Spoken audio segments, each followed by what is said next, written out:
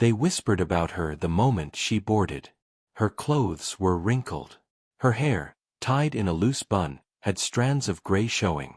And the bag she carried looked like it had seen better days. But what caught everyone's attention most was that she didn't speak a word. She just smiled politely, thanked the flight attendant, and quietly sat down in seat 8A, right by the window. No phone, no book, just silence. The man sitting next to her, a businessman in a sharp suit, looked at her once and then looked away. He pressed his AirPods deeper and scrolled on his phone, shaking his head slightly, like he couldn't believe he had to sit next to her. For the next 30 minutes, she didn't move. She just looked out the window, as if lost somewhere far away. When the flight took off, the captain's calm voice filled the cabin. "Ladies and gentlemen, welcome aboard. Estimated flight time, 2 hours and 45 minutes. And while most passengers relaxed or watched movies, she closed her eyes. No one knew what she was thinking. No one cared to ask. But if someone had, they would have found out something extraordinary about her. Because that quiet woman wasn't just any passenger. She was on this flight for one reason. And it was a reason that would soon bring the entire plane to silence." The businessman sighed loudly as the drink cart came by. "Coffee, black," he said. When the attendant turned to her, she smiled softly. "Just water, please." He looked at her again, this time with faint irritation. "You're not from around here, are you?" he asked, almost carelessly. She shook her head. "No. I'm going home." He chuckled quietly. "Home? Where's that?" Her lips trembled slightly. "Somewhere I left a long time ago." He didn't understand. He didn't even try to. But 10 rows behind them, a flight attendant whispered to another. "That's her, right?" The other nodded quickly. "Yes, the one from the news. But keep it quiet." Halfway through the flight, turbulence shook the cabin. A few gasps filled the air. And just then, the captain's voice returned, this time trembling. "Ladies and gentlemen, if there is a passenger with medical experience, please press your call button immediately." People turned, looked around. Heartbeats quickened. The businessman beside her muttered, "Oh great, what now?" But before anyone could react, the woman in 8A stood up. Slowly, calmly, and for the first time since boarding, she spoke louder than a whisper. "Where is he?" Everyone turned toward her. The attendants froze.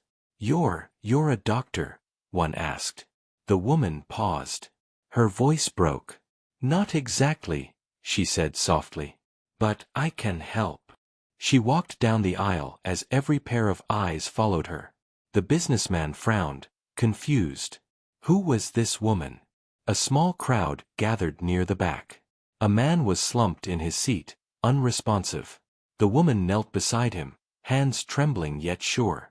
She pressed 2 fingers to his neck, then whispered something no one could hear. Seconds felt like hours. The plane was silent. And then, the captain's voice came again, shaky, emotional. To the woman in 8A, "Thank you. Please, stay with him. We're preparing for an emergency landing." The businessman's jaw dropped. The attendants were crying. But the woman just whispered, "Stay with me, son. Stay with me." And that's when everyone realized. This wasn't just a stranger helping a passenger. She knew him deeply. The man's name was Daniel. And as the plane began to descend, the woman's secret, her real identity, was seconds from being revealed. The cabin lights flickered. The air felt heavy. Passengers held their breath as the plane began its rapid descent. The woman in 8A was still on her knees beside the man who had collapsed, Daniel. She whispered something over and over again, almost like a prayer. "Please, not again. Not this time." Her hands trembled, but she refused to let go. The flight attendant crouched beside her. "Ma'am, we've radioed ahead. There'll be paramedics waiting at the airport." She nodded silently, tears slipping down her cheeks. The businessman who had been sitting next to her stared in shock. He couldn't understand what was happening. A few minutes ago, she was just a quiet old woman. Now, everyone looked at her like she was the only hope on the plane. The captain's voice came through again, steadier now, but filled with emotion. "Ladies and gentlemen, we're making an emergency landing. Please remain calm and stay seated. And to the passenger in seat 8A, thank you for what you're doing." Everyone turned toward her. Some whispered prayers. Others just stared in silence. The businessman leaned closer. You know him?" Her voice was faint. "Yes. I know him better than anyone." He blinked. "Your son." She didn't answer. But her tears did. As the plane shook through the clouds, memories flashed through her mind. The last time she had seen him. The argument that tore them apart. And the words she never got to take back. "Don't ever call me again," he had said that night. That was 5 years ago. And now, he was here. Unconscious. Fighting for his life. She closed her eyes, whispering, "God, please. I just need one more chance to tell him I'm sorry." The passengers watched in silence. Some looked away, unable to hold back their own tears. The businessman swallowed hard. I'm sorry I judged you earlier," he said quietly. She looked at him, eyes filled with pain but also gratitude. "It's okay," she whispered. "We all judge what we don't understand." He nodded, ashamed. And for the first time in years, he didn't know what to say next. The captain spoke again. But this time, his voice broke slightly. "Ladies and gentlemen, this is Captain Roberts speaking. I need everyone's attention." The plane grew completely silent. "There's something I need to say before we land." He paused. You could almost hear his breathing through the speaker. "The passenger who's unconscious is my brother." Gasps filled the cabin. A flight attendant covered her mouth. The woman in 8A froze. "And the woman helping him," the captain continued, his voice shaking, "is someone who once saved my life too. I never thought I'd see her again." The businessman turned, stunned. "Who is she?" But before she could respond, Daniel's chest jerked. A weak cough escaped his lips. He was alive. The attendants cried. People applauded. Even the captain's voice cracked over the speaker, whispering, "Thank you, whoever you are." She leaned close to Daniel, whispering through tears, "It's me, sweetheart. Mom's here." As the plane finally touched down and the paramedics rushed in, the captain ran from the cockpit. And when his eyes met hers, he stopped dead in his tracks. Because the woman in 8A was his mother too. If you've ever felt looked down on, don't forget to like this story. Sometimes the quietest people carry the loudest pain. The plane door opened. Cold night air rushed in. Red and blue lights flickered outside. Paramedics stormed in, moving quickly toward Daniel.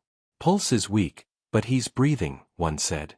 The woman, still trembling, moved back to give them space. Her hands were stained with the life she'd just helped save. And then she looked up. And froze. The captain was standing at the front of the cabin. His uniform slightly wrinkled. His eyes wide with disbelief. He took one step forward. Then, another. Passengers watched silently as he approached. No one spoke. No one moved. Finally, he stopped a few feet away from her. His lips quivered. "Mom." Her tears fell freely. She nodded slowly. "Yes, Robert. It's me." The cabin went still. The businessman in 8B whispered under his breath, "She's the captain's mother?" But no one answered. Because, in that moment, the sky itself seemed to pause. Robert's voice cracked. Why are you here?" She took a deep breath. Her voice was fragile, but full of love. "I didn't know you were flying this route. I didn't even know Daniel was on board. I just needed to come home. He shook his head, overwhelmed. You disappeared, Mom. After Dad died, you left us. No calls. No letters. Nothing. Her eyes filled again. I know, she whispered. And I've lived with that guilt every day since. The paramedics lifted Daniel onto a stretcher. She reached for his hand, but Robert stopped her gently. Let them take care of him first, he said softly. She nodded, whispering, okay. As they exited the plane, passengers began to applaud quietly. Not because of the emergency landing, but because of what they had just witnessed. A reunion. After years of silence. When the cabin emptied, Robert turned to her again. Why did you leave, Mom? He asked quietly. There was pain in his voice, but also something else. A hint of longing. She looked down. I thought I was doing what was best for you both. After your father passed, I wasn't myself. I lost everything. Even the will to stay. Robert's jaw tightened. You could have come home. She nodded slowly. I tried. But by the time I found the strength, I thought you both hated me. He looked away, his eyes wet. We didn't hate you, he whispered. We just didn't understand why you stopped being our mom. Her chest ached. She stepped closer. Robert, I never stopped being your mom. I just forgot how to be me. For a long moment, they stood in silence. The hum of the tarmac filled the air. Finally, Robert sighed. Daniel's being taken to St. Mary's Hospital, he said quietly. You should come with me. She hesitated. Do you want me there? He looked at her for a long second. And then, softly, yes. She smiled through tears. It was small, trembling, but real. As they walked down the steps of the plane together, a flight attendant whispered to another. I can't believe it. The woman in 8A was the captain's mother all along. The other nodded. She didn't look like much when she boarded. But she saved a life tonight. And that was true. She had saved more than one life. She had saved two, the one who lay unconscious, and the one who had been holding anger in his heart for far too long. At the hospital, under dim fluorescent lights, Robert stood beside her in silence. Doctors rushed Daniel down the hall. And for the first time in years, she whispered the words she'd wanted to say since the day she left. I'm sorry for everything, my son. Robert's voice was quiet. I know. But then he looked at her with eyes full of tears. Just promise me one thing, Mom. She frowned softly. What's that? Don't disappear again. She smiled faintly. I won't. Cliffhanger ending for Chapter 3. Just then, a nurse hurried toward them. Are you family of Daniel Collins? She asked. Robert nodded. Yes, he's my brother. The nurse hesitated. There's something you need to see. We found something in his pocket. She handed over a folded piece of paper, with her name written on it. Evelyn Collins. What would you do if someone you loved walked back into your life, after years of silence? Would you forgive them, or would it be too late? The nurse's hand trembled slightly as she handed the folded paper to Robert. It was small, worn around the edges. The kind of note someone had read and reread too many times. Robert looked down at the name written in blue ink. Evelyn Collins. He froze. Then slowly turned to her. Mom, he was carrying this. Her lips parted, but no words came out. Her hands shook as she took the paper from him. It felt heavier than anything she'd ever held. She hesitated for a long moment, then unfolded it. The handwriting was unmistakable. Daniel's. And the first line made her knees weak. Mom, if you ever find this, it means I finally had the courage to come find you. She gasped softly. Robert caught her before she could fall. The nurse quietly stepped away, leaving them alone in the sterile hallway. Evelyn read on, her tears falling onto the page. I don't know where you went after Dad died. I don't know why you left. But I've realized something lately. Anger doesn't keep people alive. Love does. Her breath caught. I used to hate you for leaving. I said terrible things. But then I thought about what it must have felt like to lose the person you loved most. Maybe I never gave you a chance to heal. Evelyn pressed the letter to her chest. Her voice broke. He was looking for me. He wanted to forgive me. Robert looked away, his eyes glistening. Mom, he must have been planning to surprise you. Maybe he knew you were coming home. She shook her head slowly. No. He couldn't have. I didn't tell anyone. I just bought a ticket and came. For a long moment, they both stood there in silence. A mother and son bound by regret. And a letter written by another son trying to mend what time had broken. Down the hall, a doctor appeared. Mr. Collins? Your brother's stable for now. We're moving him to recovery. Robert exhaled sharply, relief flooding his face. Evelyn covered her mouth, whispering a quiet prayer. Thank you, God. When the doctor left, Robert looked at her again. You should go see him. She hesitated. What if he doesn't want to see me? Robert smiled faintly. If he carried that letter everywhere. I think he's been waiting for you. They walked together into the dim recovery room. Machines beeped softly. Daniel lay there, pale but breathing steadily. Evelyn moved closer, her hands trembling. She brushed his hair gently from his forehead, something she hadn't done since he was a boy. And then she whispered, I read your letter, sweetheart. I never stopped loving you. I just forgot how to show it. A tear slipped down her cheek and landed on his hand. And then, his fingers moved. She gasped. Robert, he's waking up. His eyelids fluttered, slowly opening. Confusion filled his tired eyes. Until he saw her. He froze. Then whispered, weakly, Mom. She nodded, sobbing. Yes. I'm here, baby. I'm right here. He reached for her hand, his voice trembling. I thought I'd never get to say I'm sorry. She shook her head quickly. No. I'm the one who's sorry. I should have been there. I should have stayed. Robert turned away, wiping his tears. The years of pain between them melted away in that quiet hospital room. For a moment, no one spoke. It was as if the air itself held its breath, watching a family find its way back. Daniel smiled faintly. You came back home. Evelyn kissed his forehead. I never stopped trying. I just got lost along the way. Outside the window, dawn began to rise. Soft light filtered through the blinds. And for the first time in years, the Collins family stood in the same room, together. Evelyn looked at both her sons and whispered, I left because I was broken. But I came back because I remembered who I was, your mother. As she folded the letter and tucked it close to her heart, the doctor returned quietly.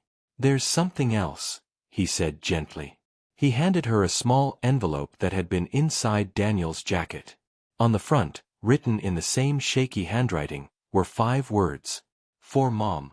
Open after landing. Have you ever carried guilt for too long, only to realize forgiveness was waiting all along? Would you have the courage to face the past if it came knocking again? Evelyn held the second envelope in her trembling hands. It was smaller than the first one, carefully sealed, edges worn soft. The words, For Mom, open after landing, were written in Daniel's familiar handwriting. Her heart beat faster. Robert stood beside her, silent, his eyes fixed on the letter. Daniel watched from the bed, weak but awake, his breathing shallow yet steady. Evelyn hesitated. She brushed her thumb over the seal. And for a moment, she didn't move. Because deep down, she already knew. Whatever was inside would change everything. Finally, with a quiet breath, she opened it. Inside was a single folded note. No photos. No keepsakes. Just words. She unfolded it slowly, and the first line made her eyes fill instantly. Mom, if you're reading this, it means you finally came home. Her voice cracked as she whispered the words out loud. Daniel smiled faintly from the bed, listening. I used to wonder what it would feel like to forgive you. But then I realized. Forgiveness isn't something we give to others. It's something we give ourselves, too. Evelyn's lips trembled. She pressed a hand to her mouth, tears spilling freely now. I've spent too long blaming you for leaving, and blaming myself for not understanding. If I could talk to you again, I'd tell you this. You were enough, Mom. Even when you thought you weren't. Robert's voice broke beside her. He wrote that before he knew he'd see you again. Evelyn nodded, unable to speak. She kept reading through the blur of her tears. I'm proud of you. You gave us everything before you broke. And I finally understand. You didn't leave because you stopped loving us. You left because you didn't know how to survive the pain. Her sobs grew softer, deeper. The kind that come when years of silence finally find words. If you ever come home, I'll be waiting at the gate. No anger. No questions. Just love. Evelyn's hands shook as she lowered the paper. She whispered. He was waiting for me all this time. Daniel smiled weakly, his eyes glistening. I never stopped hoping you'd come back. Robert stepped forward, placing his hand gently on her shoulder. Mom, it's not too late. We're still here. For the first time in years, Evelyn laughed softly through her tears. A tired, broken laugh, but filled with something warm. Maybe, she whispered. This time I won't run. She leaned over and hugged Daniel gently, her tears falling on his hospital gown. Robert joined them, wrapping his arms around both of them. 3 people. Once torn apart by grief. Holding each other like the world had stopped spinning. And maybe, for a moment, it had. Hours later, as the sun rose higher, Evelyn stepped outside the hospital for air. The sky was clear, soft, blue, and endless. She looked up, whispering, "Thank you for bringing me back." A gentle wind brushed her hair, as if the universe itself answered. She took out Daniel's letter one last time, folded it carefully, and placed it close to her heart. Then she smiled, small, but real. Because she knew something now. Life doesn't always give us second chances. But when it does, you hold them tight. Robert joined her outside. Where will you go now? He asked quietly. Evelyn smiled faintly. Home. Wherever you two are, that's home. He nodded, tears in his eyes. Then let's go home, Mom. And together, they walked toward the parking lot. A family once broken. Now whole again. The woman in seat 8A had boarded that flight alone. A stranger carrying years of guilt. But when the captain made his desperate announcement, fate gave her something she thought she'd lost forever. A chance to make things right. She went from being whispered about to being remembered. And for the first time in years, Evelyn Collins could finally breathe again. Every person you meet carries a story you know nothing about. Some are running from their past. Some are flying back toward it. And sometimes, redemption comes at 30,000 feet. Every person has a story worth respect.